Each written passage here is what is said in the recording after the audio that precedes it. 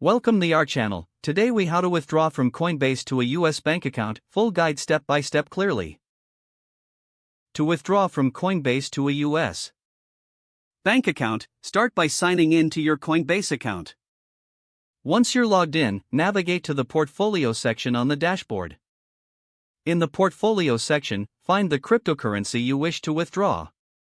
Click on the cryptocurrency to open its details. Look for the Sell button and click on it. Enter the amount of cryptocurrency you want to sell or withdraw. Choose the option to sell for US dollars.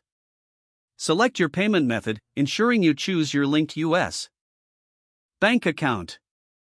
Review the transaction details to confirm everything is correct. After verifying the details, click on the Sell button to complete the sale. Now, go back to the portfolio section. Select cash or USD from your available balances. Click on the Withdraw button associated with your US dollar balance.